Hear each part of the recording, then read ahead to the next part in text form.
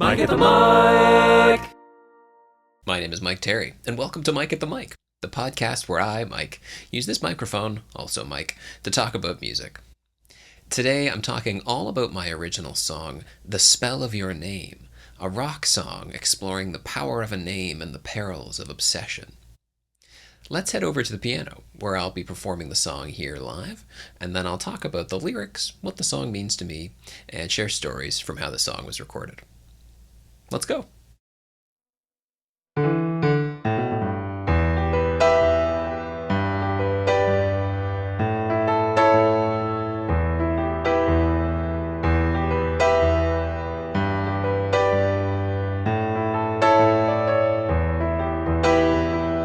I fell for a name.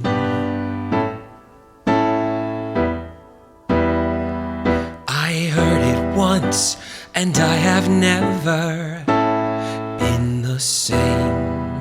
It was so compelling, I examined the spelling. Each letter felt like a spell. It rang my soul like a bell. So what was that name? Well, I simply cannot tell. It's a beautiful name I cannot use. If I say it once, I'll be consumed. A beautiful name I cannot say. If I say it once, I'll say it again and again. So instead I refrain, I never say the words I long to put into play. I fell for the spell of your name.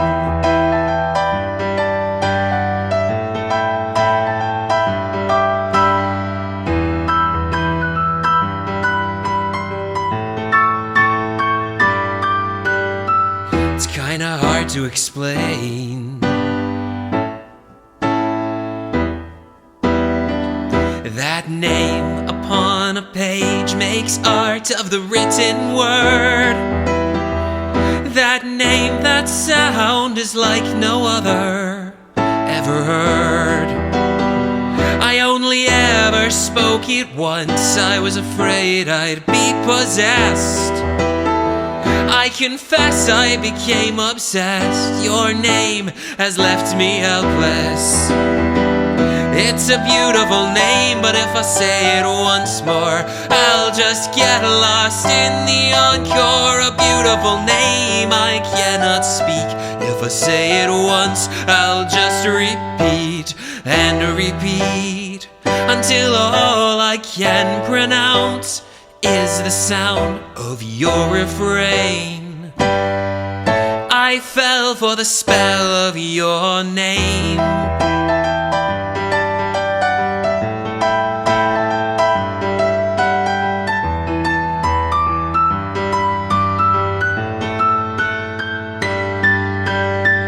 It's a beautiful name I cannot utter. If I say it once, I'll speak no other. A beautiful name I cannot tell.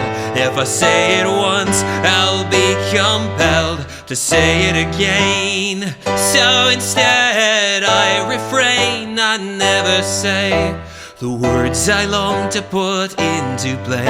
I fell for the spell of your name. I fell for the spell of your name. I fell for the spell of your name. I think as a singer-songwriter, the assumption is always that I'm singing of a true experience, something that really happened to me. But I've always found that to be limiting and even stifling when I'm writing lyrics.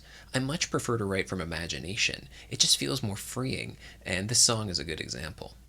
It's counterintuitive, but viewing my songs as works of fiction somehow lets me express myself more uninhibitedly. For much of my life, I've been a big reader, and one of the things I noticed is I will judge a character at first based on nothing but their name.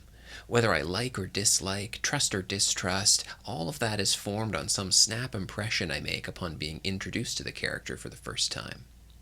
And it reminds me of meeting people and making a snap judgment of a person based on their face rather than their character. Something about names captivates me, even though I recognize they are superficial and not at all indicative of who a person really is. But despite knowing this rationally, I'm still drawn to some names inexplicably.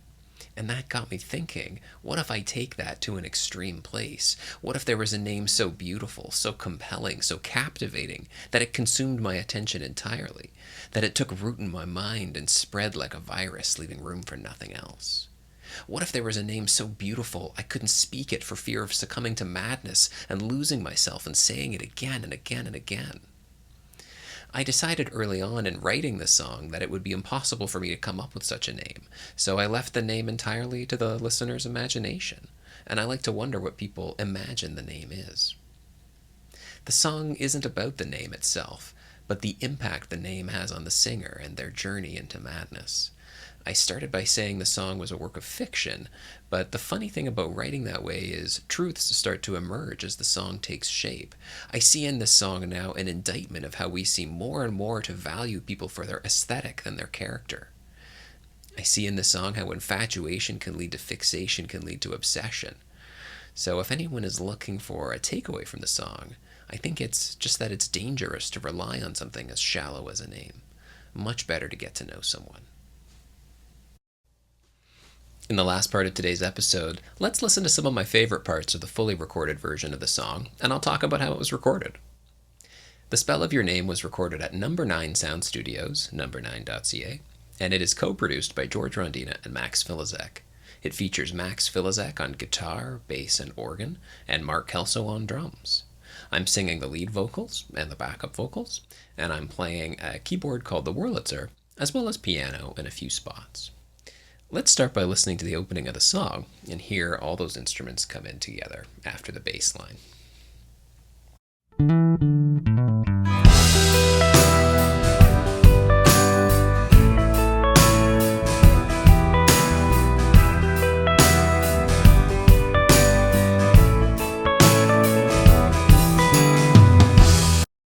For almost every song on the album, I had written a very specific opening that I usually played on piano or a keyboard.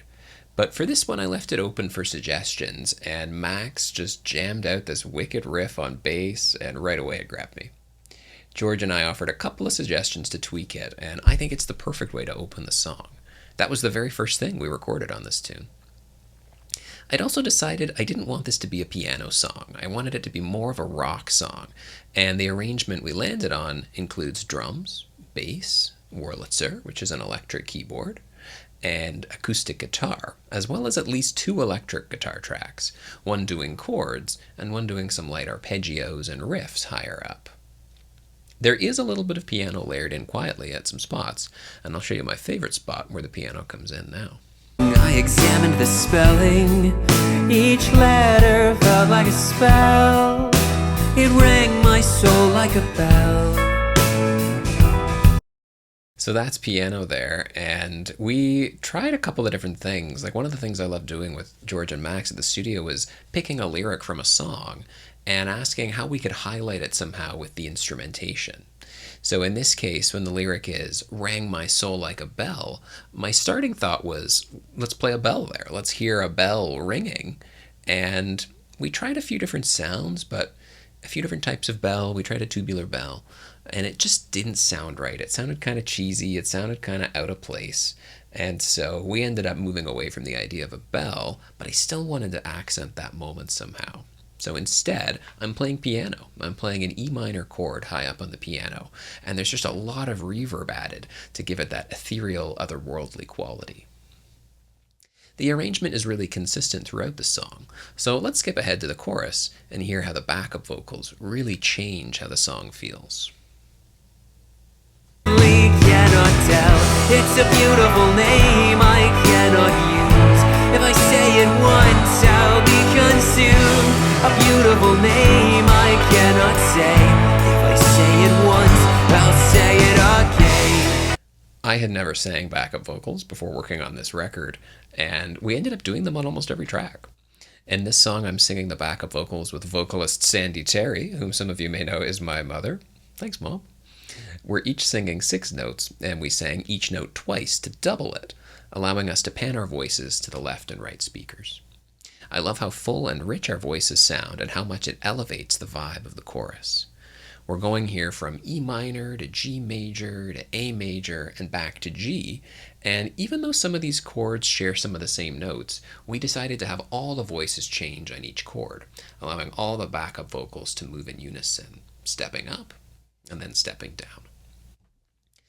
Another thing that really raises the energy in the chorus is when Max Filazek comes in on the organ, playing that sweet riff that he improvised. Let's take a listen. I'll be consumed, a beautiful name I cannot say. If I say it once, I'll say it again and again. So instead I refrain, I never say the words I long to put into play. The moment when the organ joins the rest of the band might be my favorite part of the song. I just think it's awesome. Although I also love when Max does one of his incredible guitar solos, of which there are 2 on this song. Let's listen to the first solo and how it transitions us out of the energy of the chorus and back to the verses, which are more laid back.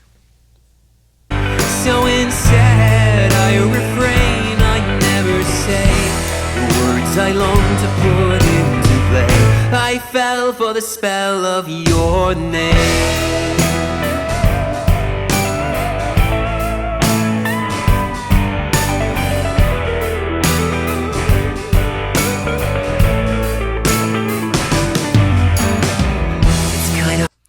George and Max have such a knack for crafting the perfect sound and the right energy and finding the right moment for things to rise or fall.